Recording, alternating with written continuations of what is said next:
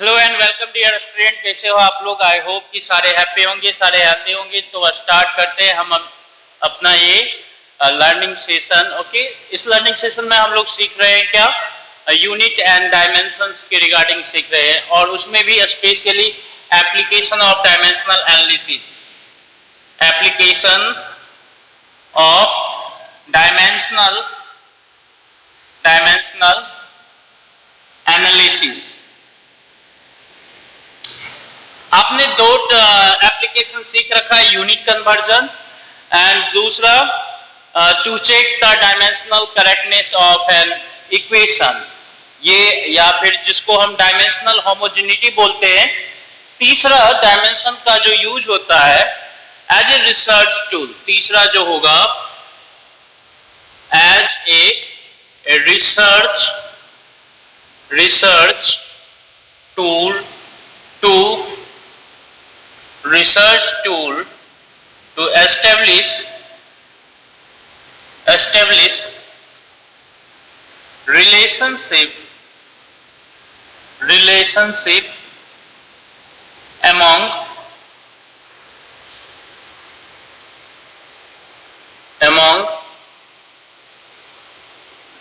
different physical quantity,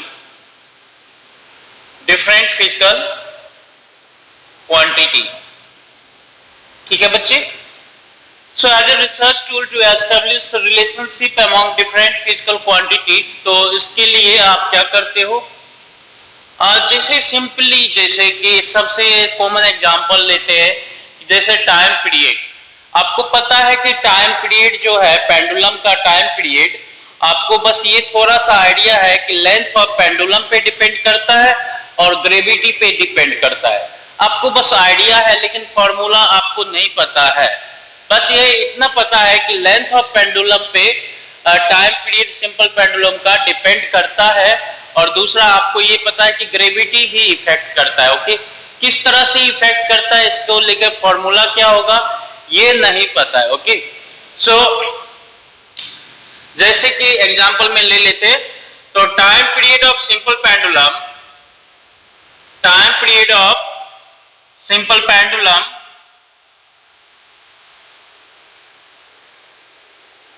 T क्या है, depend करता है किस पे, लेंथ पे। और किस तरह से डिपेंड करता है मुझे कुछ नहीं पता, तो हम मान लेते हैं कि लेंथ ऑफ पेंडुलम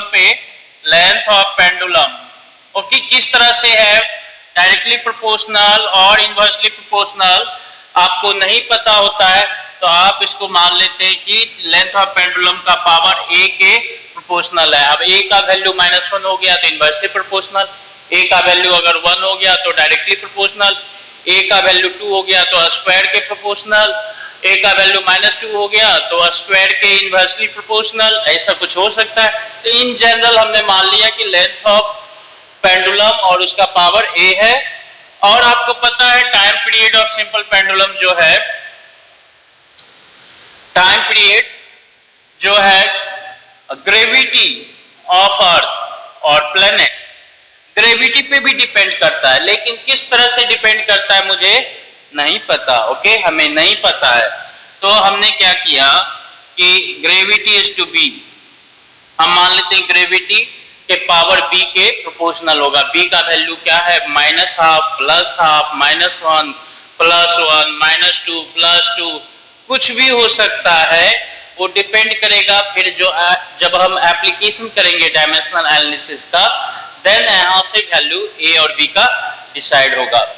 सो अब बस आपको ये पता है कि आपने जनरल ऑब्जर्वेशन किया और आपने कहा कि टाइम पीरियड जो है सिंपल पेंडुलम का, वो लेंथ ऑफ पेंडुलम पे डिपेंड करता है, थोड़ा सा इफेक्टेड होता है और ग्रेविटी से भी इफेक्टेड होता है। ओके, तो आपने कहा कि टाइम पीरियड जो है लेंथ ऑफ पेंडुलम के पावर a के प्रोपोर्शनल है, दूसरा टाइम पीरियड ग्रेविटी के पावर b के प्रोपोर्शनल है। देन आप बात करेंगे तो ये टाइम पीरियड जो हो जाएगा, आप इसको लिख सकते हो कि लेंथ, इसको हम बेसिकल लेंथ ऑफ पेंडुलम को L से डिनोट कर लेते, तो L का पावर a इंटू ग्रेविटी को हम g से डिनोट कर लेते हैं GB। सो इसी टाइम पीरियड को ये k क्या होगा, कांस्टेंट होगा। k क्या है, कांस्टेंट। सो टाइम पीरियड को आप लिख सकते हो क्या, k l का पावर a g का पावर b, इस तरह से आप लिख सकते हो। अब इसको क्या है, अगर जो है ये सही फॉर्मूला होगा, k कांस्टेंट है यहाँ पे, तो ये सही फॉर्मूला होगा, k को डायमेंशनलेस कांस्टेंट बोलेंगे। डायमेंशनलेस कांस्टेंट k क्या है आपका, डायमेंशनलेस कांस्टेंट है यहाँ पे। ओके, टेम्परेचर मत समझेंगे इसको, डायमेंशनलेस कांस्टेंट, ठीक है जी। सो k को डायमेंशनलेस कांस्टेंट बोल दिया तो उसका डायमेंशन कुछ नहीं होगा, तो दोनों तरफ हम डायमेंशनल एनालिसिस करेंगे। L का डायमेंशन पता होता है, लेंथ का डायमेंशन क्या होता है आपको ये पता है, L होता है लेंथ का डायमेंशन, और G का डायमेंशन क्या होता है, ग्रेविटी क्या है, आप 9th में ही पढ़े होंगे, ग्रेविटेशनल फील्ड इंटेंसिटी। ग्रेविटी जो होता है ये क्या होता है, एक्सेलरेशन होता है। क्या होता है, एक्सेलरेशन। स्मॉल g क्या होता है, मीटर पर सेकेंड, 9.81 मीटर पर सेकेंड स्क्वायर, याद रखते हो ना आप लोग। ये एक्सेलरेशन होता है और ये होता है LT-2 होता है। एक्सेलरेशन का डायमेंशन LT-2 होता है, और टाइम पीरियड का तो t ही रहेगा। टाइम पीरियड का डायमेंशन क्या होगा, टाइम पीरियड का तो टाइम ही रहेगा भाई, t। तो अब ये जो रिलेशनशिप है इसमें आप नोट करो, अगर ये जो रिलेशनशिप सही है तो ये रिलेशनशिप डायमेंशनली भी सही होना चाहिए, डायमेंशनल करेक्टनेस इसका होना चाहिए। सो दोनों तरफ डायमेंशन इक्वल होना चाहिए, सब multiplication and division and subtraction addition करेंगे तो। सो ये t इक्वल टू होना चाहिए k, तो 1 डायमेंशनलेस है, l का पावर a है, और ये है आपका g का पावर b है, इसका मतलब LT-2 और इसका पावर b होगा। ओके, सो दोनों तरफ जो है L, T और M, L, T और M दोनों तरफ LHS और RHS से L के टोटल पावर, M के टोटल पावर, T के टोटल पावर क्या होनी चाहिए, सेम होने चाहिए, इक्वल होने चाहिए, या फिर आप उसको इक्वेट करोगे। तो यहाँ पर देखो, यहाँ पे अगर हम बात करें तो M का पावर 0, L का पावर 0, T का पावर 1 है लेफ्ट हैंड साइड में। इसको हम इस तरह से लिख सकते हैं। यहाँ पे राइट हैंड साइड में देखो तो M तो कुछ है ही नहीं, तो M 0 है, और L की बात करेंगे तो बच्चे ये क्या हो जाएगा, A, और ये क्या हो जाएगा, एक B, एक ये B। ओके, L जो हो जाएगा A प्लस B, और टाइम की बात करेंगे तो ये हो जाएगा -2B। T की बात करें तो -2B। अब क्या है, ये डायमेंशनल होमोजेनिटी का इक्वेशन है, तो डायमेंशनल होमोजेनिटी में M का डायमेंशन जो LHS में होगा वही M का डायमेंशन RHS में, जो कि 0 0 है, दिख रहा है, कोई दिक्कत नहीं है। ओके, L का डायमेंशन जो क्या है, L का डायमेंशन जो लेफ्ट हैंड साइड में होगा वही राइट हैंड साइड में भी होना चाहिए।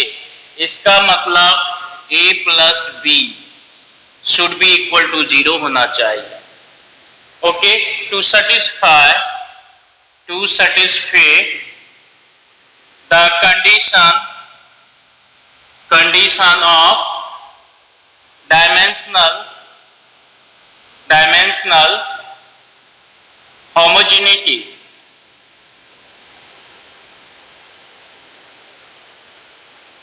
A plus B should be equal to 0, तभी तो इधर L 0 है तो इधर भी L 0 होना चाहिए।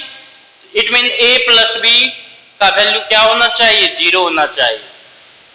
तीसरा, इधर है 1 और इधर है t का पावर -2b, तो -2b क्या होना चाहिए, 1 होना चाहिए। -2b क्या होना चाहिए भाई, 1 होना चाहिए। इससे क्या मिलता है, b का वैल्यू -½ होता है। b का वैल्यू क्या होगा, -½ अब अगर B का वैल्यू -12 हुआ तो A का वैल्यू क्या हो जाएगा बताओ? A का वैल्यू क्या हो जाएगा? ये भी तो क्या हो जाएगा? ये A का वैल्यू +12 हो जाएगा। अब A का वैल्यू हो गया +12 और B का वैल्यू हो गया -12। तो अगेन अब इसका A और B का वैल्यू फॉर्मूले में पुट करो। अब तो आपको पता चल गया कि टाइम पीरियड जो है लेंथ के साथ कैसा डिपेंड करेगा। तो यहाँ पे पावर A लगाओगे तो ये क्या है, T की बात करें तो K, L का पावर क्या हो जाएगा हाफ, एंड G का पावर क्या होता है -12। इसका मतलब यहाँ पर आप देखोगे तो अब आपको पता चल गया, शायद ये आपको पूरा पिक्चर दिख रहा होगा, देखिए तो वीडियो में। हाँ यहाँ तक तो दिख रहा है, कोई दिक्कत नहीं।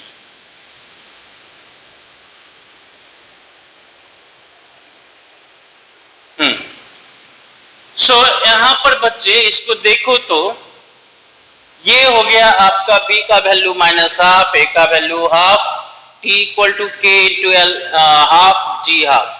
तो पहले तो पता नहीं था, पहले आपको बस आइडिया था कि टाइम पीरियड जो है लेंथ और पेंडुलम पे डिपेंड करता है, टाइम पीरियड जो है ग्रेविटी पे डिपेंड करता है, बट किस तरह से डिपेंड करता है ये नहीं पता। अब आपको पता चल गया टाइम पीरियड जो प्रोपोर्शनल है स्क्वायर रूट ऑफ L के, टाइम पीरियड जो प्रोपोर्शनल है 1 बाय इनवर्सली प्रोपोर्शनल है स्क्वायर रूट ऑफ G के।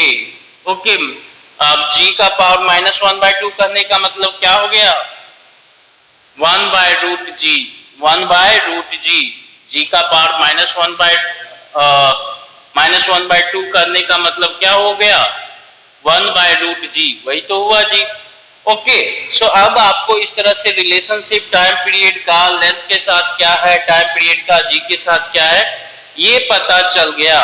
और लेंथ और G के टर्म में टाइम पीरियड का फॉर्मूला भी मिल गया आपको, लेंथ एंड, अब इधर हम मिटा देते हैं इसको,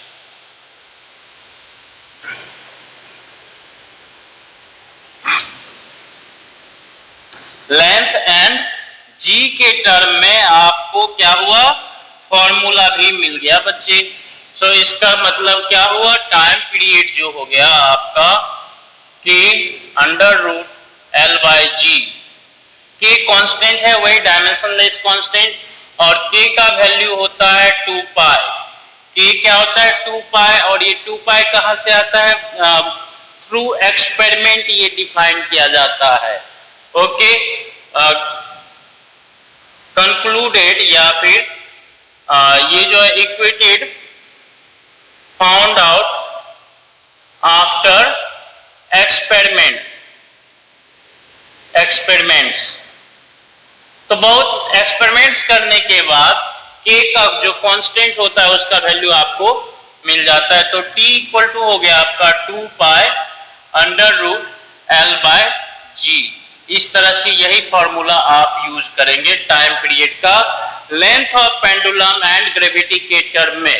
तो अब आपको टाइम पीरियड का फॉर्मूला मिल गया, किसी भी सिंपल पेंडुलम का लेंथ मेजर कर लोगे, ग्रेविटी पता है तो उसका टाइम पीरियड आप कैलकुलेट कर सकते हो। तो इस तरह से डायमेंशनल एनालिसिस जो है एज ए रिसर्च टूल, मतलब कि 2 या 3 से ज्यादा जो है फिजिकल क्वांटिटी, उसके आपस में क्या रिलेशनशिप होंगे, किस तरह से रिलेशनशिप होंगे, उसको एस्टेब्लिश करने में भी काम करता है। ओके, सो आई होप ये समझ गए। एक और 2 एग्जांपल लेंगे और उसके बाद आप इसको समझ जाओगे।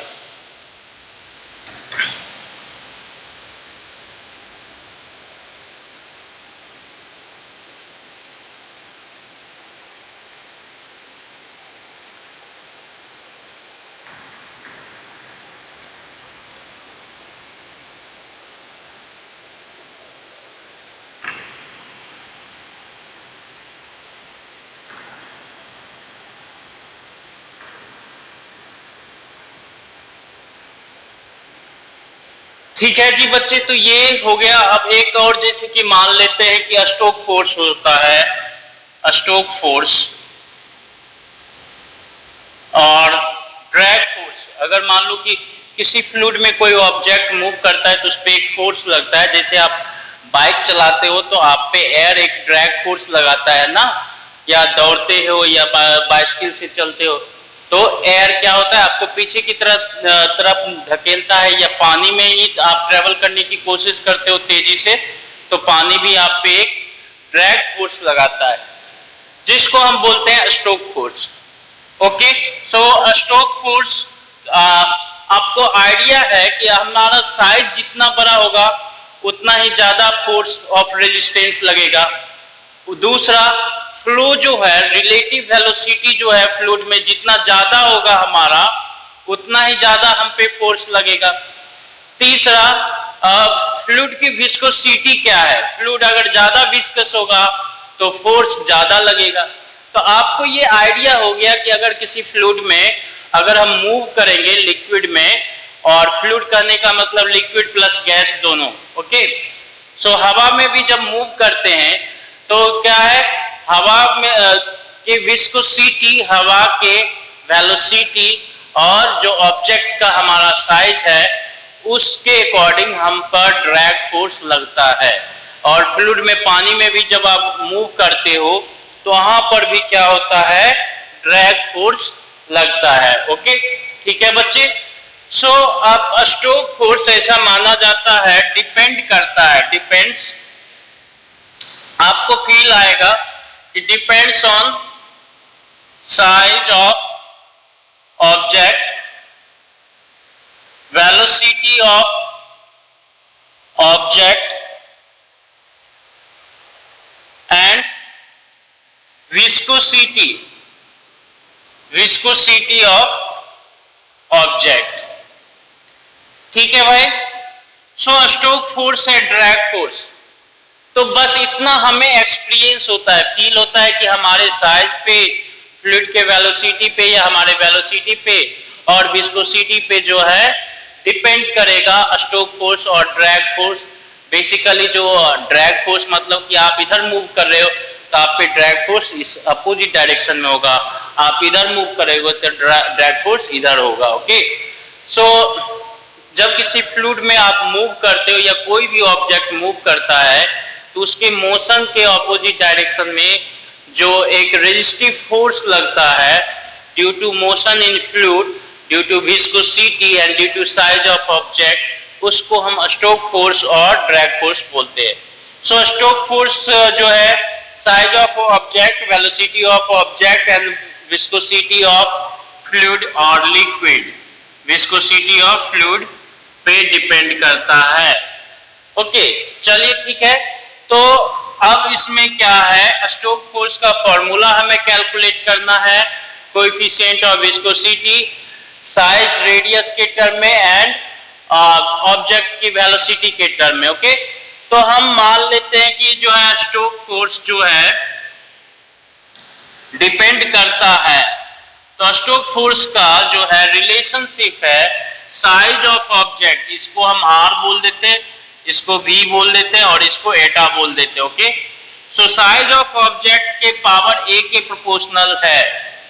अब a का वैल्यू डिसाइड करेगा inversely proportional, directly proportional, square root के इनवर्सली प्रोपोर्शनल, स्क्वायर रूट के डायरेक्टली प्रोपोर्शनल, स्क्वायर के डायरेक्टली प्रोपोर्शनल और स्क्वायर के इनवर्सली प्रोपोर्शनल। वो व्हाटएवर भी a का वैल्यू आएगा वही डिसाइड करेगा। सो आपने माना कि फोर्स जो है साइज पे डिपेंड करता है, मान लेते हैं स्फेरिकल बॉडी है जिसका रेडियस जो है r है। Consider spherical body of radius r। सो आपने माना कि ये फोर्स जो है साइज ऑफ ऑब्जेक्ट पे डिपेंड करता है और फोर्स का जो है साइज पे डिपेंडेंसी इस तरह से है। दूसरा, फोर्स का डिपेंडेंसी जो है वेलोसिटी पे भी है और किस तरह से है नहीं पता है, बस हमें पता है डिपेंडेंसी है, डायरेक्टली प्रोपोर्शनल, इनवर्सली प्रोपोर्शनल ये सब नहीं पता है, तो हम मान लेते हैं v/v पे पता है। ओके, विस्कोसिटी ऑफ फ्लूइड, तो फोर्स जो है इस पे भी डिपेंड कर रहा है, viscosity of, coefficient of viscosity Etah, coefficient of viscosity एटा किस तरह से डिपेंड कर रहा है नहीं पता है, हम मान लेते हैं एटा इज टू पावर सी के प्रोपोर्शनल है, सी का वैल्यू डिसाइड करेगा directly proportional, inversely proportional, square root के इनवर्सली प्रोपोर्शनल और स्क्वायर रूट के डायरेक्टली प्रोपोर्शनल, स्क्वायर के प्रोपोर्शनल और स्क्वायर के इनवर्सली प्रोपोर्शनल। ओके, सो यहाँ से क्या मिला हमें, यहाँ पे देखो ये फोर्स को हम क्या लिख सकते हैं कि R is to A, V is to V, eta is to C. Okay, so अब क्या करोगे, अगेन डायमेंशनल होमोजेनिटी तो होनी चाहिए, अगर ये रिलेशनशिप सही होने है तो डायमेंशनल होमोजेनिटी तो मस्ट है जी, मतलब कि अगर ये फॉर्मूला सही है तो फॉर्मूला के लेफ्ट हैंड साइड में जो डायमेंशनल फॉर्मूला है वही नेक्स्ट डायमेंशनल फॉर्मूला के राइट हैंड साइड में भी आना चाहिए। ठीक है बच्चे, सो डायमेंशनल होमोजेनिटी का एप्लीकेशन अब करना पड़ेगा आपको।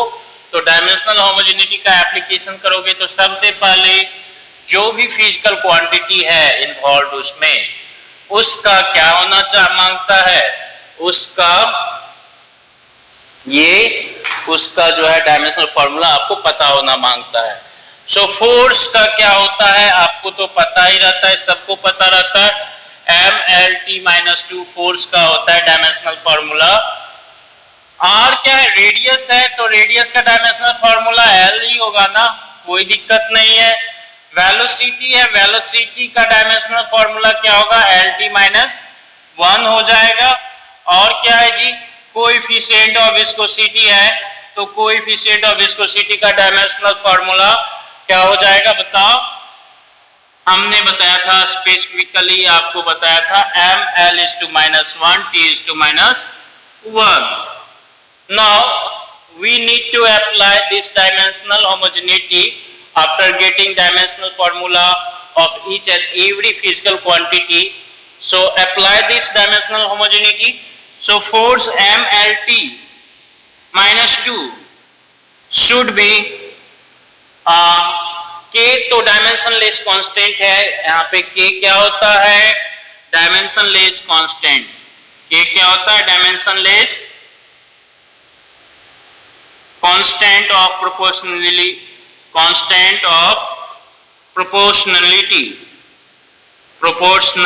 ओके, कांस्टेंट ऑफ प्रोपोर्शनलिटी क्या होता है, k होता है। तो अब देखो यहाँ पे f k, r is to a, v is to b, eta is to c. So r is to a, that is l is to a. Now v lt-1 is to b. Okay, is to b, and eta है is to c, that is m l-1 t-1 is to c. Now equate the power of each and every fundamental physical quantity।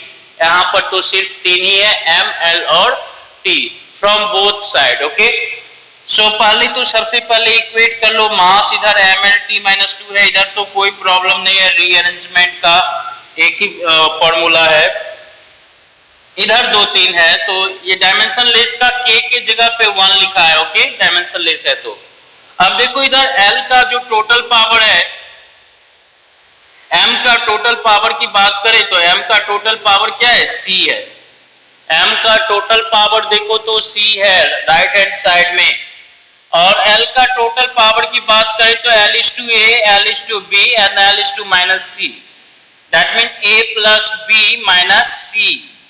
l का total power होगा यहाँ पे l is to a, l is to b, l is to -c, l is to -c, -1 into c minus c। सो तीनों को multiply करेंगे तो ये हो जाएगा आपका a plus b minus c। Now time की बात करें तो ये टाइम की बात करो तो देखो इधर 0 टाइम का, इधर टाइम का -b और इधर जो है टाइम का -c, तो -b और -c। नाउ क्या करना है आपको, equate the power of m, l and t from both side। now equate the power of m, l and t from both side। तो according to condition of या फिर आप लिख सकते हो इसको क्या, आप इसको ही लिख सकते हो according to condition of, according to, इसको बार बार आपको तो सिर्फ ऑप्शन में बताना है तो फटाफट भी कर सकते हो, according to condition of, according to condition of, हम क्या बात कर लें, dimensional homogeneity, dimensional homogeneity.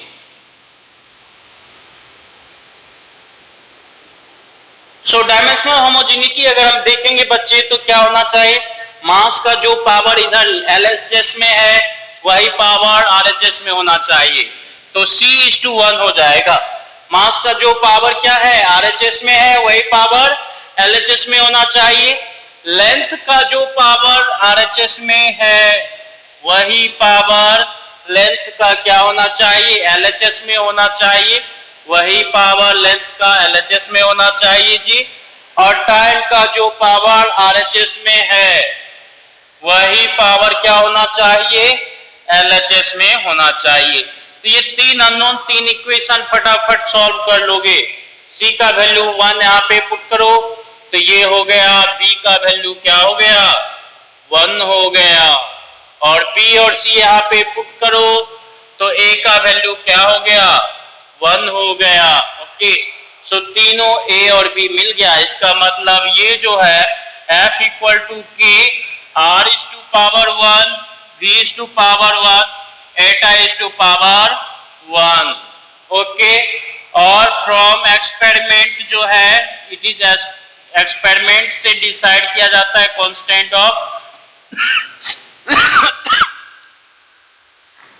Of proportionality को एक्सपेरिमेंट के थ्रू डिफाइन करते हैं। तो from experiment K equal to 6 pi डिसाइड किया गया, K equal to 6 pi. So आगे आप पढ़ोगे फ्लूइड मैकेनिक्स में स्टोक फोर्स का फॉर्मूला यहीं पर याद रखेंगे।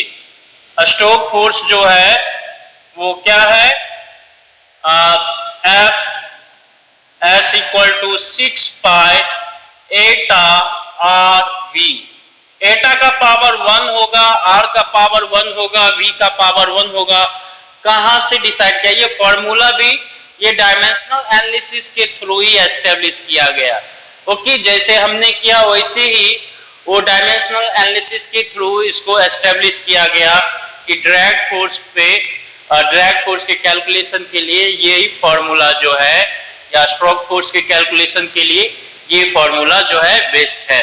ओके, सो इस तरह से डायमेंशनल एनालिसिस जो है वो क्या करता है, एज ए रिसर्च टूल भी वर्क करता है। इस पे एक तो न्यूमेरिकल लेंगे बच्चे, आपको मैंने भेजा है जो PDF, उसमें बहुत बढ़िया क्वेश्चन है, बहुत बढ़िया क्वेश्चन है। सो सबसे पहले जो है हम डायमेंशनल एनालिसिस में थर्ड जो है as a research tool, okay, उस पे किस तरह के क्वेश्चन पूछे गए हैं उस पे बातचीत कर लेते हैं। ओके, सो ये ज्यादा बेहतर होगा। सो इसमें जैसे कि बात कर लेते हैं, वो क्वेश्चन जो आपको भेजा गया है उस पे ही डायरेक्टली बात कर लेते हैं हम। सो इस केस में जैसे कि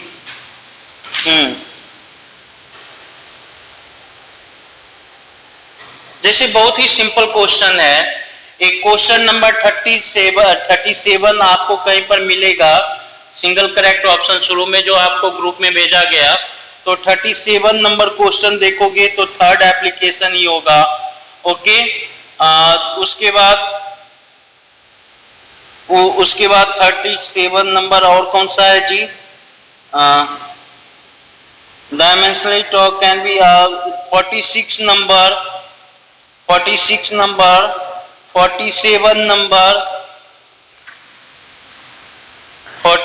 नंबर ऐसे आप ऐसे भी सॉल्व कर सकते हो। 20 नंबर क्वेश्चन शुरू के जो आपको भेजा गया क्वेश्चन, उसमें 20 नंबर क्वेश्चन जो होगा वो क्या होगा, इससे ही बनेगा। तो 2-3 क्वेश्चन पहले पढ़ देते हैं, 20 नंबर और 37 यहाँ पे पढ़ के आपको समझा देते हैं। 20 नंबर क्वेश्चन आपको जो भेजा गया है, कहता है frequency F, velocity V density d are considered fundamental unit, the dimensional formula for momentum. Okay, momentum के लिए डायमेंशनल फॉर्मूला क्या होगा? डेंसिटी, वेलोसिटी और फ्रीक्वेंसी है. ओके, क्या है क्वेश्चन नंबर देखो जो आपको पीडीएफ भेजा गया है उसमें क्या करता है, उसी क्वेश्चन को एक बार मैं यहाँ पे समझ लेते हैं उसके थ्रू.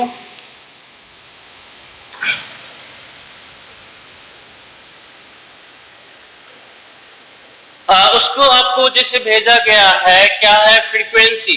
फ्रीक्वेंसी क्वेश्चन नंबर 20 जो पीडीएफ आपको भेजा है आप हमने डाउट क्लास में, तो उसमें देखो कहता है फ्रीक्वेंसी f, डेंसिटी d है एंड वेलोसिटी v है.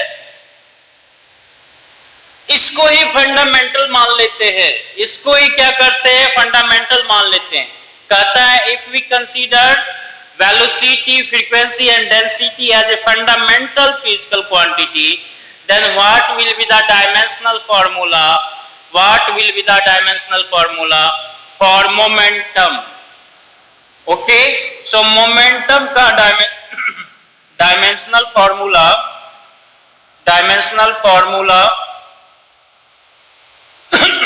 of momentum. मोमेंटम की बात करेंगे तो क्या होगा बच्चे? डायमेंशनल फॉर्मूला ऑफ मोमेंटम क्या होगा बताओ? एक सेकंड वेट करना.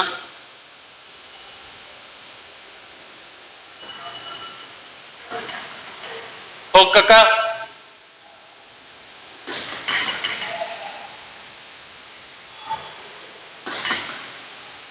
वलेकर जी कोई वहां पे है तो पानी भेजिए ना इधर क्लास में.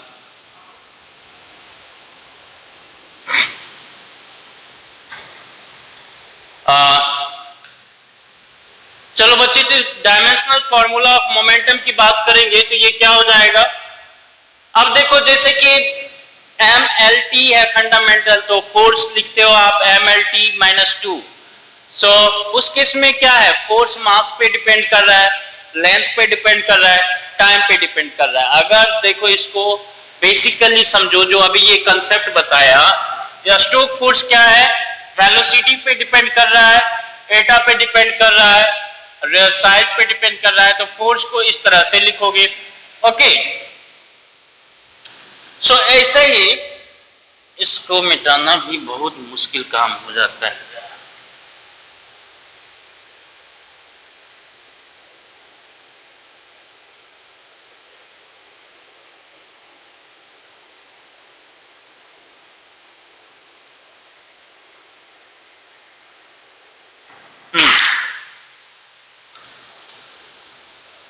सो जैसा कि थर्ड एप्लीकेशन कर रहे थे, जैसे कि फोर्स जो है आपने लिखा, अगर फोर्स का डायमेंशनल फॉर्मूला MLT-2, इसका मतलब क्या है? फोर्स डिपेंड करता है किस पे? मास पे.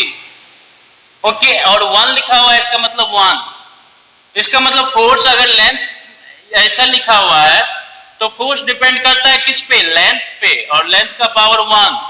और फोर्स डिपेंड करता है किस पे? टाइम पे, टाइम का पावर -2. ऐसा डिपेंडेंसी है. ओके, देन इसी डिपेंडेंसी से ये आया है. ओके, सो वैसे ही आपको इस तरह से फोर्स डिपेंड कर रहा है मास, लेंथ, टाइम पे, तो आपका फोर्स का डायमेंशनल फॉर्मूला आप ये लिखते हो. सबका डायमेंशनल ABC का वैल्यू आपको पता है, तो इसको डायमेंशनल फॉर्मूला ऐसा लिख सकते हो. ओके, सो सेम कहानी तो यहाँ पे हम कर सकते हैं, सेम कहानी यहाँ पे कर सकते हैं. तो इस कंसेप्ट को रिवर्स करके भी समझो कि अगर फोर्स का डायमेंशनल फॉर्मूला MLT-2 लिखते हो, किसी फिजिकल क्वांटिटी का डायमेंशनल फॉर्मूला इस तरह से लिखते हो आप, और जैसे कि फोर्स का लिखें, इसका मतलब ये वाला फिजिकल क्वांटिटी फोर्स जो है डिपेंड कर रहा है किस पे? मास पे, और मास जो है फंडामेंटल क्वांटिटी कंसीडर किया गया है. ओके, और इसका A का पावर A है. फोर्स जो है लेंथ पे डिपेंड कर रहा है, किस पे? लेंथ पे डिपेंड कर रहा है, और इसका जो है लेंथ के डायरेक्टली प्रोपोर्शनल है. फोर्स जो है टाइम पे डिपेंड कर रहा है, और टाइम के -2 के पावर के डायरेक्टली प्रोपोर्शनल है. ओके, इस तरह से आप इसे समझो. मतलब क्या है, फोर्स मास लेंथ और टाइम पे डिपेंड करता है। तो अगर मास लेंथ और टाइम जो है फंडामेंटल है तो फोर्स का डायमेंशनल फॉर्मूला इस तरह से होता है। तो अब ये नहीं है, आपको क्वेश्चन में ये दे दिया है, तो इसको कैसे करेंगे, इसको कैसे करेंगे। चलिए, तो आपने ये रिवर्स इंजीनियरिंग इसकी समझ ली कि ऐसा डायमेंशनल फॉर्मूला है तो इसका मतलब ये भी होगा, ऐसा भी हम कर सकते हैं। और अगर ऐसा है, सबका पावर एबीसी पता है, तो डायमेंशनल फॉर्मूला हम लिख सकते हो। ठीक है भाई, चलिए बहुत बढ़िया। सो कहता क्या है क्वेश्चन कि क्वेश्चन नंबर 20 जो है शुरू में, फ्रीक्वेंसी, डेंसिटी एंड वेलोसिटी जो है फंडामेंटल फिजिकल क्वांटिटी है, देन मोमेंटम का डायमेंशनल फॉर्मूला क्या होगा। सो ये मोमेंटम जो होगा, मोमेंटम की बात करेंगे तो मोमेंटम जो होता है p, ओके, और p जो होता है m इंटू वी, और आपको पता है इसका डायमेंशनल फॉर्मूला होता है m(L(t)-1। लेकिन ये वाला नहीं देना है, आपको इस टर्म में देना है ना, आपको देना है इस टर्म में। तो सबसे पहले ऐसे क्वेश्चन में जो भी गिवन क्वांटिटी है सबका, और जो पूछ रहा है सबका डायमेंशनल फॉर्मूला जो है फंडामेंटल फिजिकल क्वांटिटी के टर्म में लिखना आना चाहिए। ओके, सो P हो गया। फ्रीक्वेंसी की बात करेंगे तो फ्रीक्वेंसी F जो होगा वो क्या होगा, T-1 हो जाएगा इसका डायमेंशनल फॉर्मूला। डेंसिटी जो होता है mass by volume, mass by volume. अगर किसी को दिक्कत है डेंसिटी के डायमेंशनल फॉर्मूला में तो ये फॉर्मूला याद रखो, मास बाय वॉल्यूम होता है डेंसिटी। सो मास हो गया m और वॉल्यूम हो गया L3, तो ये हो गया ml-3। ठीक है भाई, चलो। सो डेंसिटी भी पता चल गया, फ्रीक्वेंसी भी पता चल गया, मोमेंटम और वेलोसिटी का डायमेंशनल फॉर्मूला आपको पता है वेलोसिटी का। सो ये L(t)-1 हो गया, हाँ L(t)-1। तो ये जो है तीन जो गिवन जिसके टर्म में आपको मोमेंटम को लिखना है उसका डायमेंशनल फॉर्मूला पता होना चाहिए और मोमेंटम का पता होना चाहिए। पहला तो सिचुएशन ये है। अब रिवर्स इंजीनियरिंग पे आते हैं। कहता है क्या, मोमेंटम का डायमेंशनल फॉर्मूला इस टर्म में लिखिए। तो हम मान लेते हैं कि मोमेंटम डिपेंड करता है, मोमेंटम डिपेंड करता है फ्रीक्वेंसी पे। कैसा डिपेंड करता है हमें नहीं पता है, बाद में पता कर लेंगे। तो frequency is to power a पे डिपेंड करके डायरेक्टली प्रोपोर्शनल है मोमेंटम। मोमेंटम जो है डिपेंड करता है डेंसिटी पे। कैसा डिपेंड करता है अपन को नहीं मालूम, तो अपन मान लेते हैं momentum is directly proportional to density is to b। Velocity, momentum depend करता है वेलोसिटी पे, अपन को नहीं मालूम तो अपन मान लेते कि momentum is directly proportional to velocity is to power c। Okay, so ये आप सिंपली आप इसको और भी शॉर्ट में लिखते तो p is directly proportional to f is to a, p is directly proportional to d is to b, p is directly proportional to v is to c. It means we can write as p is equal to k time f is to a, d is to b, v is to c. चलिए बहुत बढ़िया। सो अब क्या करोगे, अब सबसे पहले आप करोगे कि सबका डायमेंशनल फॉर्मूला mlt के टर्म में लिखो। सो मोमेंटम का आप लिखोगे तो ml(t)-1 हो जाएगा, मास इंटू वेलोसिटी मोमेंटम होता है। k क्या होता है, डायमेंशनलेस कांस्टेंट ऑफ प्रोपोर्शनलिटी, तो ये 1 हो गया। फ्रीक्वेंसी का t-1 is to power a, density का ml is to -3 power b, and velocity का क्या होगा जी, L(t)-1 is to power c। बहुत बढ़िया। अब क्या करना होता है हमें, अब हमें करना होता है कि mlt, अगर ये डायमेंशनल होमोजेनिटी की बात आ गई ना, तो दोनों साइड LHS और RHS दोनों साइड क्या होना चाहिए, मास का डायमेंशन सेम होना चाहिए, लेंथ का डायमेंशन सेम होना चाहिए, टाइम का डायमेंशन सेम होना चाहिए। ओके, सो मास का इधर LHS में टोटल पावर 1 है और लेंथ का भी टोटल पावर 1 है, T का टोटल पावर -1 है और RHS में देखेंगे तो मास का टोटल पावर B होगा, L का टोटल पावर अगर देखें तो -3B प्लस C हो जाएगा, ठीक है, और T का टोटल पावर देखो तो -A और ये -C हो जाएगा जी बच्चे। अब क्या डायमेंशनल होमोजेनिटी का एप्लीकेशन करेंगे तो B should be equal to 1 होना चाहिए, -3B + C should be equal to 1 होना चाहिए and -A - C should be equal to 1 -1 होना चाहिए, -1 होना चाहिए। सो B is to 1, that is ये -3 + C is equal to 1, it means C should be B equal to 1 है, it means C should be क्या होगा 1 + 3 that is 4, A - C equal to -1, it means -A - 4 equal to -1 है, तो ये हो गया आपका -A - 4 equal to -1, that is -A equal to ये हो गया आपका 3, it means A equal to -3।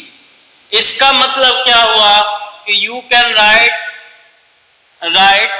momentum P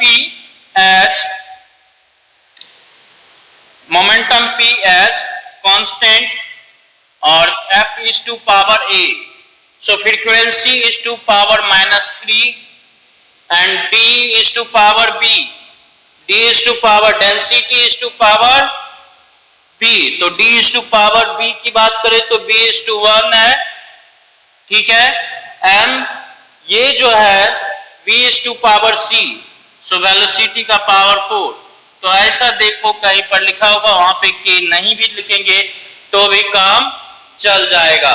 सो इसको देखो तो यहाँ पर कोई ऑप्शन है F is to -3, V is to 4 and D, option number 4, इसमें ऑप्शन नंबर 4।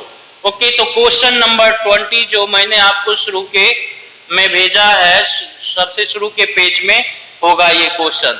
सो ऐसे क्वेश्चन को ऐसे ही करते, ये थर्ड एप्लीकेशन पे बेस्ड क्वेश्चन था। थर्ड एप्लीकेशन पे बेस्ड क्वेश्चन एक और लेते हैं हम, थर्ड एप्लीकेशन पे बेस्ड क्वेश्चन एक और भी क्वेश्चन है, उसको हम ले लेते। चलिए अब हम उतना एक्सप्लेन नहीं करेंगे, डायरेक्ट करेंगे। ओके, सो एक 37 नंबर क्वेश्चन है, शायद 37 है या कौन सा है, 37 नंबर क्वेश्चन है तुम्हारा, कहता है if velocity acceleration and force are taken as fundamental quantity instead of mass length and time then dimension of Young's modulus. Okay, बहुत सारे बच्चे को तो यंग्स मॉडुलस ही नहीं आएगा कि क्या होता है, लेकिन बच्चे मैंने यंग्स मॉडुलस ऑफ इलास्टिसिटी का डायमेंशनल फॉर्मूला बता रखा है आपको। Modulus of elasticity, pressure and stress सबका डायमेंशनल फॉर्मूला क्या होता है, सेम होता है। और मॉडुलस ऑफ इलास्टिसिटी ही 3 तरह का होता है, सॉलिड के लिए Young's modulus, bulk modulus and shear modulus तीनों होता है, और गैस के लिए ओनली बल्क मॉडुलस होता है। ओके, जो कि आप 11th में जब प्रॉपर्टीज ऑफ मैटर पढ़ोगे तो उसमें डिटेल से जानोगे, इसमें मत इंडल्ज हो ज्यादा। आपको सीधा मॉडुलस ऑफ इलास्टिसिटी का जो होगा डायमेंशन, मॉडुलस ऑफ इलास्टिसिटी का जो डायमेंशन होगा वही डायमेंशन जो होगा यंग्स मॉडुलस का होगा। बहुत सारे बच्चे को कंफ्यूजन लगेगा, बट आज जैसा हम बोल रहे हो वैसा ही सुन लो, आगे जब पढ़ोगे चैप्टर में तो अपने आप समझ में आ जाएगा। अभी आप इतना समझ लेना कि यंग्स मॉडुलस का dimensional formula modulus of elasticity है वही होगा, बल्क मॉडुलस का भी डायमेंशनल फॉर्मूला जो यंग्स मॉडुलस या मॉडुलस ऑफ इलास्टिसिटी का है वही होगा। ये समझ लो, ये जो होता है स्ट्रेस का जो डायमेंशनल फॉर्मूला होता है वही होता है, और ये जो है प्रेशर का जो डायमेंशनल फॉर्मूला है वही डायमेंशनल फॉर्मूला यहाँ पे आप यूज करोगे। सो बच्चे, प्रेशर क्या होता है, फोर्स बाय एरिया होता है, फोर्स बाय एरिया होता है बच्चे, ठीक है। यंग्स मॉडुलस को आप y से डिनोट करते हो, यंग्स मॉडुलस को y से डिनोट करते हो। सो यंग्स मॉडुलस जो हो गया, यंग्स मॉडुलस का डायमेंशनल फॉर्मूला लिखोगे या फिर प्रेशर का लिखो या बल्क मॉडुलस का लिखो या स्ट्रेस का लिखो। स्ट्रेस भी तीन तरह का होता है, सीएल stress, bulk stress, normal stress. Okay, सबका सेम डायमेंशनल फॉर्मूला होगा, ओके, जो स्ट्रेस का होता है।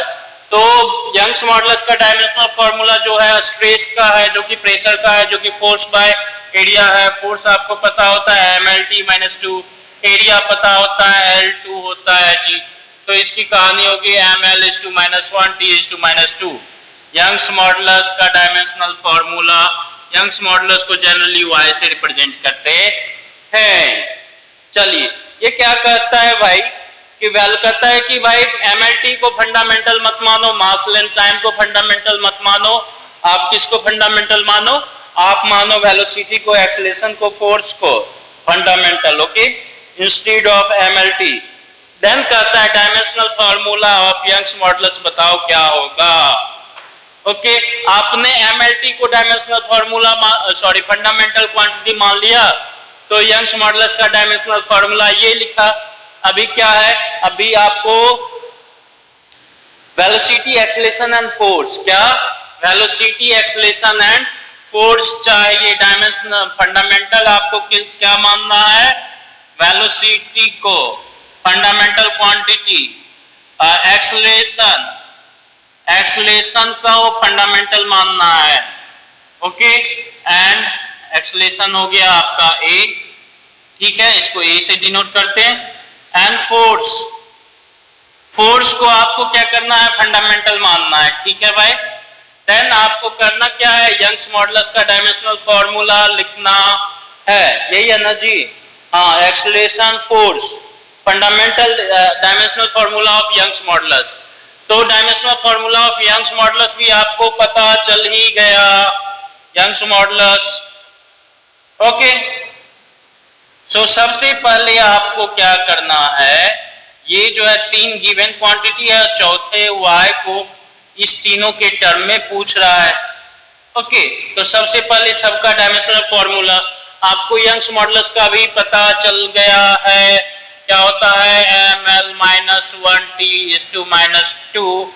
फोर्स का तो पता होता है ml t/-2, एरिया का भी पता होता है L2, एक्सेलरेशन है ये, तो मीटर पर सेकेंड स्क्वायर, LT-2 ये भी पता होता है, ओके।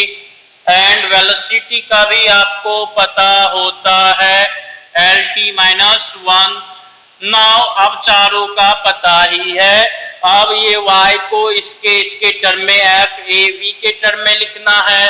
तो हम मान लेते हैं कि y का डिपेंडेंसी जो है फोर्स पे कैसा है? F/A के प्रोपोर्शनल है। y का डिपेंडेंसी, यंग्स मॉडुलस का डिपेंडेंसी एक्सेलरेशन पे कैसा है? A/B के प्रोपोर्शनल है। एंड y, यंग्स मॉडुलस का डिपेंडेंसी वेलोसिटी पे कैसा है? हम मान लेते हैं कि यंग्स मॉडुलस का डिपेंडेंसी वेलोसिटी पे V/C के प्रोपोर्शनल है, ओके। तो ये तीनों हो गया जी। इट मीन अगर ऐसा लिख लिया तो आप ऐसा लिख सकते हैं, प्रोपोर्शनलिटी हटा के एक कांस्टेंट ऑफ प्रोपोर्शनलिटी यूज करेंगे और इक्वलिटी में इक्वेशन लिखेंगे। तो K time F/A, A time K time F/A time A/A time V/C, okay. A/B है ना जी? हाँ, A/B टाइम V/C। नाउ क्या करते हैं बच्चे, अब सबका डायमेंशनल फॉर्मूला जो आपको पता होता है लिखो। तो y होता है ml/-1 t/-2, y Young's modulus ml/-1 time t/-2। Young's modulus का लिख लिया, फोर्स का लिखिए और पावर a लगाइए, mlt-2 का पावर a लगाइए, ठीक है। एक्सेलरेशन है उसका पावर b लगाइए, तो LT-2 एक्सेलरेशन होता है उसका पावर b लगाइए, और वेलोसिटी है उसका पावर c लगाइए। सो LT-1 है और उसका पावर c लगाइए। ठीक है बच्चों, सो ये इस तरह से हो गया। अब इसको सबको क्या करेंगे, एक साथ लिखो, तो ये हो गया आपका ml-1 t-2 यंग्स मॉडुलस। और इसकी बात करें तो अब टोटल m का टोटल पावर देखो तो क्या होगा, a हो जाएगा बच्चे, m कहीं और नहीं है। l का टोटल पावर देखे तो इधर तो a है, इधर b है और इधर c है, तो a plus b plus c है बच्चे। एंड t का टोटल पावर इधर देखें तो ये इधर -2a, इधर -2b और इधर -c। सो -2a -2b -c। अब देखो बच्चे क्या करना होता है, एप्लीकेशन ऑफ डायमेंशनल होमोजेनिटी का एप्लीकेशन करेंगे अगर, तो dimension of mass in LHS should be equal to dimension of mass in RHS.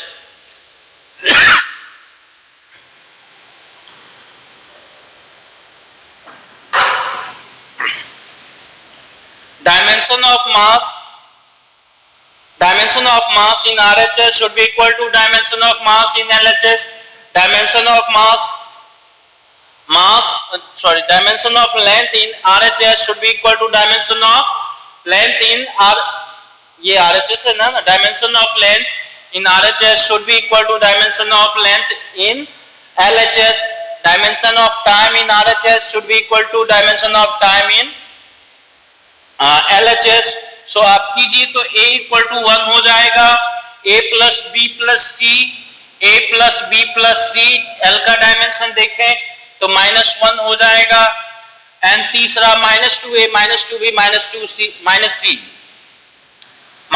-2b -c, ये क्या हो जाएगा, -2 हो जाएगा। ठीक है जी, सो ये हो गया आपका -2।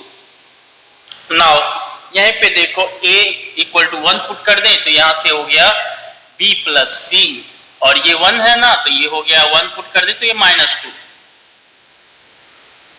यहां पर भी आप क्या करें, a का वैल्यू 1 पुट कर दें तो ये हो जाएगा -2b -c इक्वल टू -2। सो यहां से देखो ये क्या हो गया, -2 कैंसिल हो गया।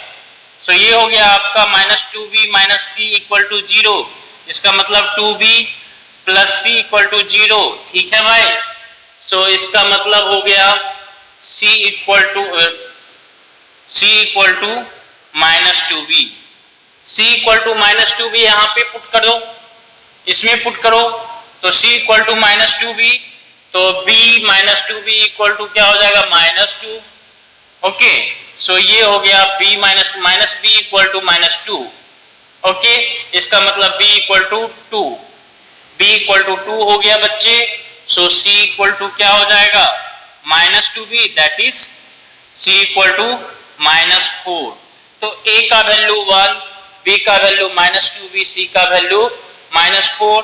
इसका मतलब यंग्स मॉडुलस को हम अगर फोर्स, एक्सेलरेशन एंड वेलोसिटी के टर्म में लिखेंगे तो फोर्स का अगर k टाइम समथिंग k होगा और k को हटा भी देंगे तो चलेगा काम। फोर्स का पावर क्या है, 1 है, तो फोर्स का पावर 1 है। एक्सेलरेशन का पावर कितना है जी बच्चे, b। एक्सेलरेशन का पावर b है तो a का पावर क्या होगा, b का वैल्यू जो है 2a² एंड c जो है वेलोसिटी, तो वेलोसिटी का पावर क्या है, c है, तो ये वेलोसिटी का पावर c का वैल्यू -4। तो ये ऑप्शन देखोगे बच्चे, ये क्वेश्चन नंबर है 37 जिसका मैंने आपको भेजा है आपको। ओके, सो क्वेश्चन नंबर 37 है, शायद आपको भेजा है इस तरह से, और आप इसको सॉल्व करेंगे तो ये देखेंगे तो वेलोसिटी, एक्सेलरेशन, फोर्स, ये शायद नहीं भेजा होगा तो मैं भेज दूंगा। और इसी सेम मेथड पे, सेम एप्लीकेशन पे, सेम कंसेप्ट पे क्वेश्चन है 34 और भी क्वेश्चन है, उसको हम लोग करने की कोशिश करेंगे। 47 नंबर, सेम एप्लीकेशन पे है। इस तरह से क्वेश्चन है बच्चे, ठीक है। अब बहुत सारे क्वेश्चंस होंगे बच्चे जिसको हमने भेजा है आपको सॉल्व करने के लिए, तो इसको देखेंगे किस तरह से सॉल्व किया जा सकता है, तो कल हम बताएंगे इसको। चलिए एक दो क्वेश्चन जो है, तीनों एप्लीकेशन ऑफ डायमेंशनल एनालिसिस हो गया, एक दो क्वेश्चन और ले लेते हैं दूसरे एप्लीकेशन पे बेस्ड क्वेश्चन। ओके, एक दो क्वेश्चन दूसरे एप्लीकेशन पे बेस्ड क्वेश्चन ले लेते हैं।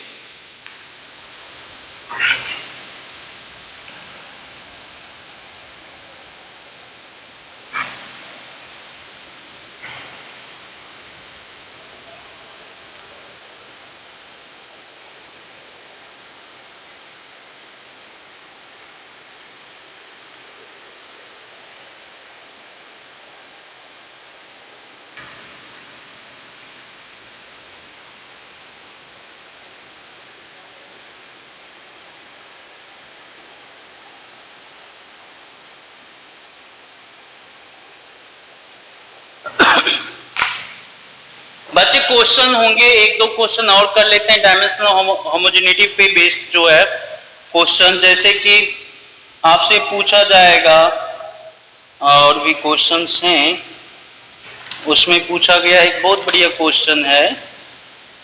हाँ, एक क्वेश्चन नंबर आपको लास्ट में भेजा होगा, P Q are physical quantity having different dimension, which of following combination can never be meaningful quantity. Okay, ये बहुत ही लॉजिकल क्वेश्चन है, बिल्कुल कैलकुलेशन नहीं है, जस्ट आपने लॉजिक से बताओ। सो कहता है P Q are different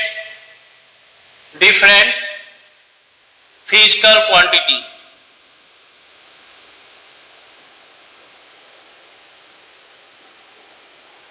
three different physical quantities, और आपसे पूछा गया है which one of the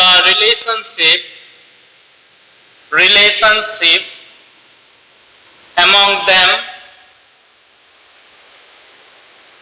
never be meaningful।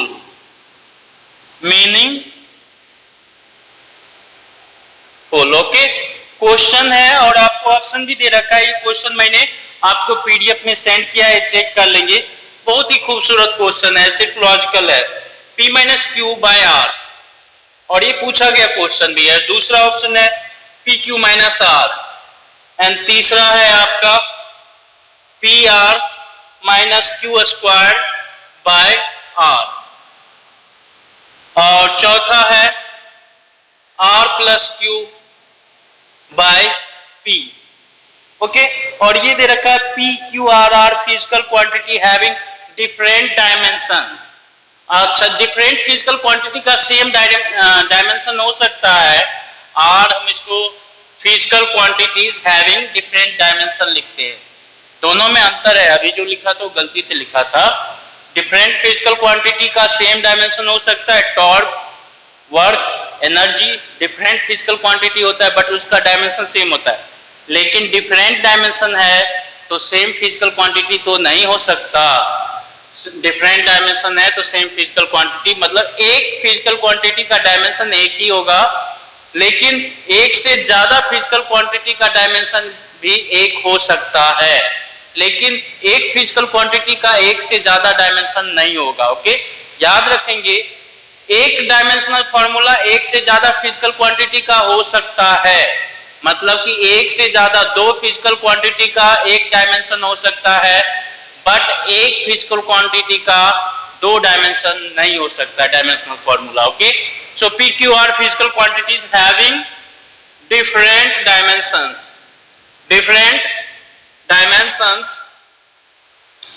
Okay, which one of relationship among them never be meaningful? So P minus Q by R, P Q minus R, P R minus Q squared by R, और ये R plus Q by P। बच्चे यहाँ पे देखो, जब दो different physical quantity है, sorry different dimension का, ये मल्टीपल करेक्ट ऑप्शन में है, सो एक से ज्यादा सही हो सकता है।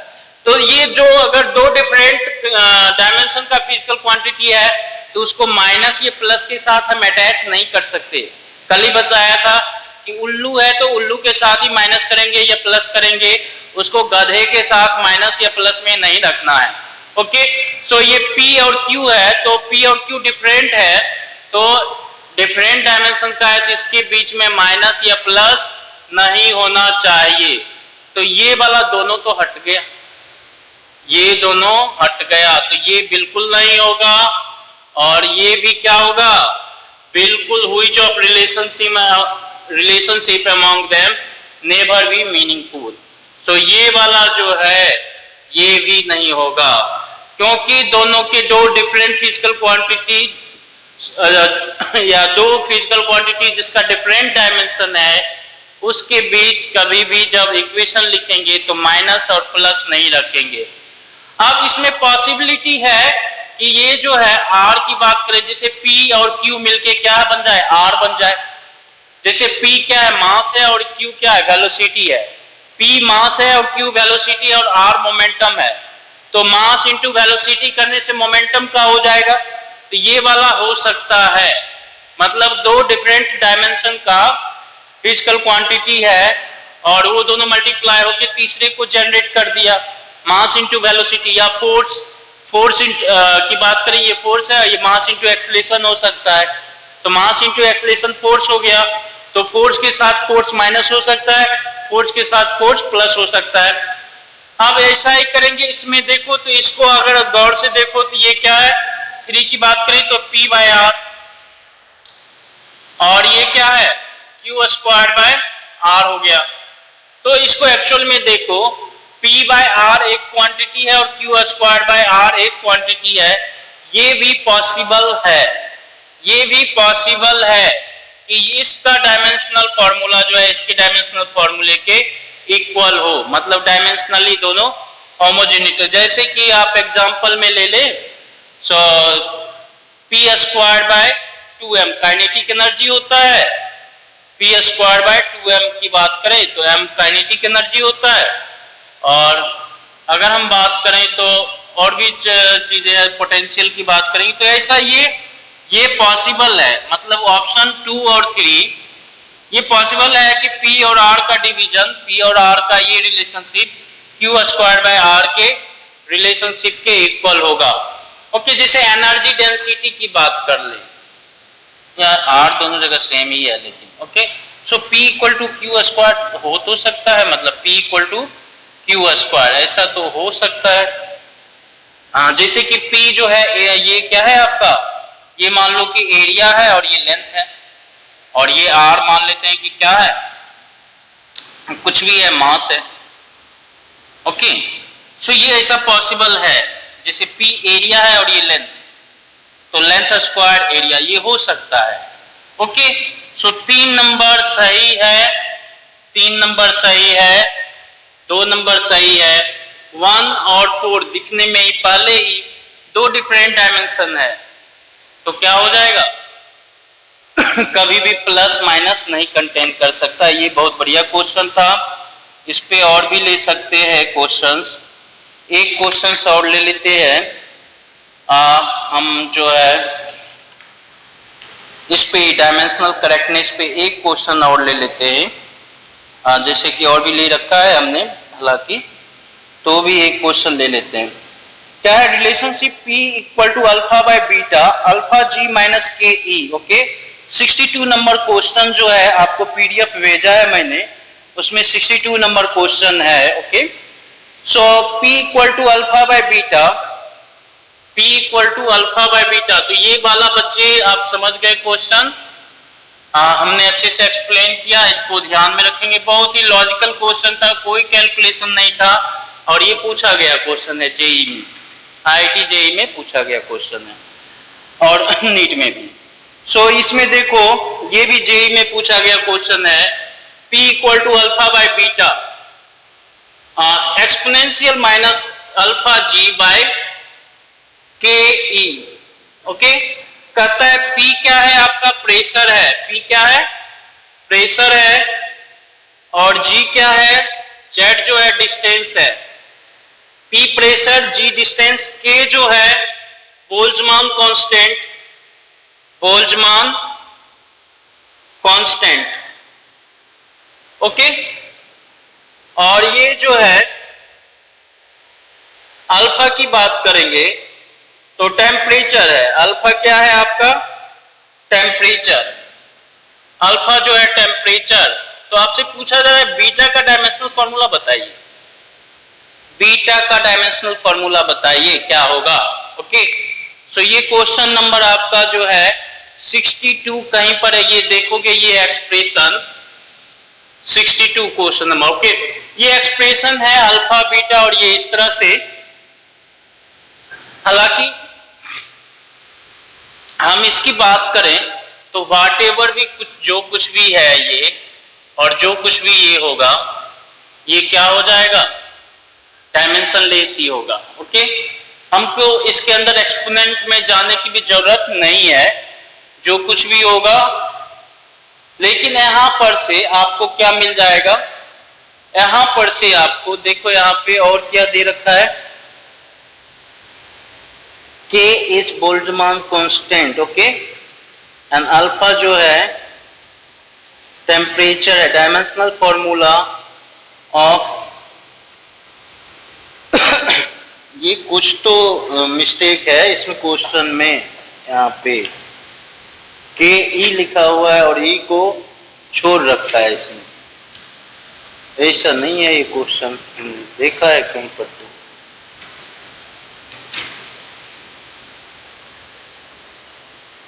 Alpha Z Boltzmann constant, the dimensional formula constant and alpha is the temperature.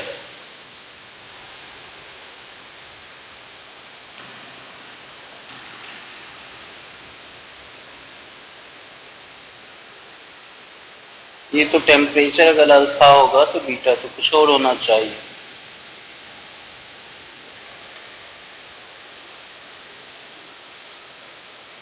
एक सेकंड बच्चे, इसको करेक्शन हम चेक कर लेते हैं। इसमें मिस्टेक दे रखा है, क्वेश्चन में कर रखा है मिस्टेक।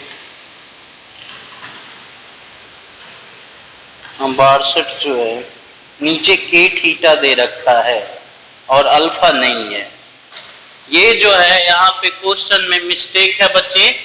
ये जो है क्वेश्चन देखो 62 नंबर जो क्वेश्चन होगा ना, वहां पे वो गलती कर रखा है। ऑब्वियसली मैंने देखते ही बताया था वो गलती कर रखा है, मिसप्रिंटेड है। अल्फा टेम्परेचर नहीं है, थीटा जो है टेम्परेचर है, ठीक है बच्चे। सो बोल्ट्जमान कांस्टेंट और थीटा क्या है? टेम्परेचर है बच्चे। सो ये याद रखेंगे। पहला जो है यहां से आपको क्या मिलेगा? जी जो है डिस्प्लेसमेंट है, जी क्या है? डिस्प्लेसमेंट है, ओके। सो जो एक्सपोनेंट होता है बच्चे, कल ही बताया था रूल में कि जो भी एक्सपोनेंट होगा वो क्या होगा? Dimension less. मतलब अल्फा जेड और के थीटा क्या होना चाहिए? डायमेंशन लेस, दैट इज 1 होना चाहिए बच्चे। ये क्या होना चाहिए? 1 होना चाहिए। इसका मतलब अल्फा जी का डायमेंशन क्या होना चाहिए? के थीटा होना चाहिए। अब यहाँ पे बच्चे अब आपको नॉलेज की जरूरत है। के थीटा का डायमेंशन जब आप आगे जाएंगे, जब आप 3-4 महीना पढ़ेंगे तो फिर थर्मोडायनेमिक्स आप पढ़ेंगे। थर्मोडायनेमिक्स में आप जब पढ़ेंगे तो आप पढ़ेंगे कि एनर्जी पर मॉलिक्यूल, एनर्जी पर मॉलिक्यूल पर डिग्री ऑफ फ्रीडम, पर डिग्री ऑफ फ्रीडम जो होता है ये होता है हाफ के टी, हाफ के टी। के क्या होता है वहां पे? बोल्ट्जमान कांस्टेंट होता है, बोल्ट्जमान कांस्टेंट, और ये आपसे रह गया था, ओके। सो याद रखेंगे के वहां पर क्या होता है बच्चे? बोल्ट्जमान कांस्टेंट होता है। सो ये क्या हो जाएगा जी? के थीटा का, के टी जो होता है, के थीटा का जो है डायमेंशनल फॉर्मूला, ये के थीटा क्या है? एनर्जी का डायमेंशन है। के थीटा का डायमेंशन क्या होगा? डायमेंशनल फॉर्मूला एनर्जी होगा। सो अल्फा इंटू जेड, ये क्या होगा, इसका डायमेंशनल फॉर्मूला वही होगा जो एनर्जी का होगा बच्चे। ओके, ये होता है एम एनर्जी। चलो ठीक है, अब ये देखो अल्फा है और ये जी क्या है, अल्फा है, आप इसको ऐसे समझो, और जी क्या है, डिस्प्लेसमेंट है। याद करो बच्चे, क्या फोर्स इनटू डिस्प्लेसमेंट आपने वर्क पढ़ा है? याद करो बच्चे कि आपने फोर्स इनटू डिस्प्लेसमेंट वर्क पढ़ा है, तो एनर्जी को हम वर्क लिख सकते हैं और वर्क और डिस्प्लेसमेंट लिख सकते हैं इसको। तो वर्क बाय डिस्प्लेसमेंट क्या होगा बच्चे, फोर्स होगा। इट मीन अल्फा जो है, अल्फा कौन सी क्वांटिटी है बच्चे, अल्फा डायमेंशनली जो है फोर्स की क्वांटिटी है। अल्फा क्या है, डायमेंशनली फोर्स की क्वांटिटी है बच्चे। अब बच्चे ये तो डायमेंशन लेस होता है और ये भी क्या होता है, डायमेंशन लेस होता है, इसका वैल्यू 1 होना चाहिए। So pressure P equal to क्या होगा, अल्फा जो कि फोर्स है इंटू बीटा, और ये क्या है, डायमेंशन लेस होता है, इंटू 1। सिंपली दिख रहा है, ये क्या होगा, beta. Pressure equal to force by area होता है, तो बीटा क्या हो जाएगा, बीटा हो जाएगा बच्चे एरिया का डायमेंशनल फॉर्मूला होगा बीटा का। सो बीटा जो हो जाएगा एल स्क्वायर हो जाएगा, इसको लिखोगे तो m0 L2 एंड T0 होना चाहिए। देखो तो ऐसा होगा, अगर एल स्क्वायर को देखेंगे तो यहाँ पे कहीं क्वेश्चन दिया है ऑप्शन, हाँ option number 1 m0 L2 T0 वहां पे बच्चे वो मिस प्रिंटिंग है, वहां पे k के साथ e लिखा, बस एक मिनट, k के साथ e लिखा हुआ है, बट एक्चुअल में k इंटू थीटा, और ये थीटा जो है टेम्परेचर को रिप्रेजेंट कर रहा है, ना कि अल्फा। ओके, सो इसमें वहां पे 62 नंबर में मिस प्रिंटेड है, मिस प्रिंटिंग है। तो बच्चे ये dimensional homogeneity to check the dimensional correctness पे सेकेंड एप्लीकेशन पे था, और थर्ड एप्लीकेशन पे भी हमने 2-3 किया। तो आई होप कि आपको जो क्वेश्चन दिया गया है उसको आप अच्छे से करोगे, और जो कुछ नहीं है वो आप हमसे पूछोगे, और आई होप कि इस क्वेश्चन को, इस वीडियो को देखने के बाद आपको करने के लिए मेथड जो है अच्छे से समझ में आ गया होगा।